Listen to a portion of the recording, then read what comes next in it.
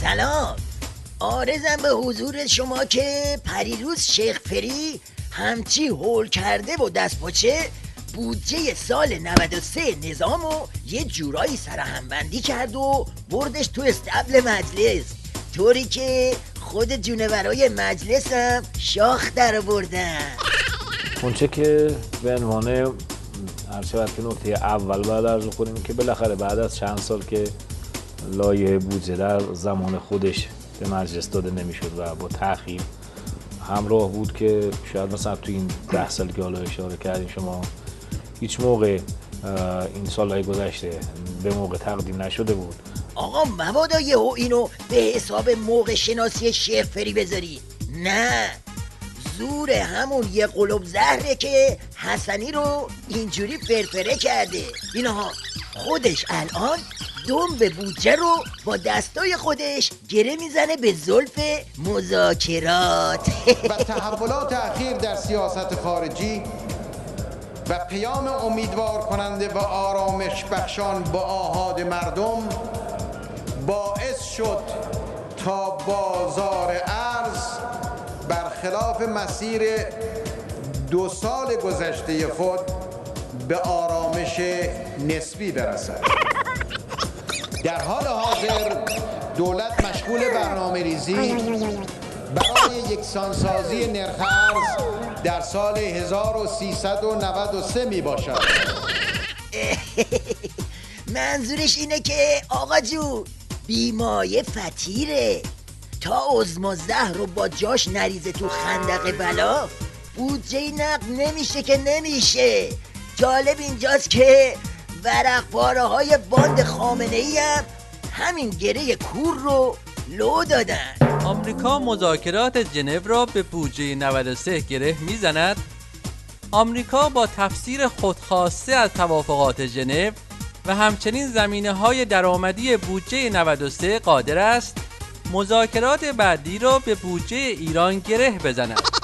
حالا برای این که بفهمیم شیخ فری و کوسه برای خالی کردن گیلاسای بعدی جام زهر تو حلق سیدعلی چه نقشه‌ای کشیدن، این تیکه از خبر تیویریشو سعی کنیم که بحث فروش نفته. در مورد درآمدهای نفتی دولت در لایحه بودجه سال 93 در نظر گرفته که روزانه 1 میلیون بشکه به قیمت $100 به فروش برسونه به علاوه 300,000 بشکه میعانات گازی. اگر سوال میکنید که ارز حاصل از نفت با چه نرخی تبدیل به پول ملی میشه یا همون سوال معروف نرخ دلار در بودجه چقدر هست، باید عرض بکنم که 2650 تومان در نظر گرفته شده. خب حالا عظما برای اینکه اینقدر نفت رو بفروشه چی کار باید بکنه؟ جوابشو روزنامه‌های باند خودش دادن.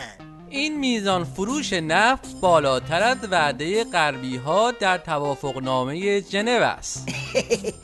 جوان بسیجی‌ها که اینو بگه دیگه تکلیف روزنامه‌های رفسنجانی روشنه. موفقیت دولت در پیشبرد برنامه‌هایش علاوه بر ریاضت و بودجه انقباضی نیازمند رفع محدودیت فروش نفت و سرمایه‌گذاری‌های خارجی است. دبیا یعنی عظما اگه حماسه اقتصادی میخوای زهر رو بچسب. حالا قیاف سیدعلی رو تصور کنید که نشسته تو بیت، جام زهر هم گذاشته جلوش، هی به این زهر سوسمار نشان نگاه میکنه و هی میزنه تو فرق سر خودشو میگه هی وای باید این زهر ماری رو تا آخر سر بکشم وگرنه چارچرخم حواس. بخور که داری خوب میخوری.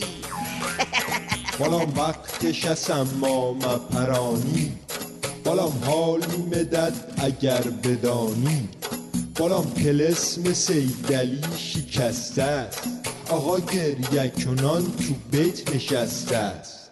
همه عالم دارن هی میزنن جفکنه پشتش، دم 16 حسن ببم باید بسیجی را کشتش. بابا این نظام شفتی یه دفعه زر بخورن، اما من همین روزا تو آسمون گر بخورن.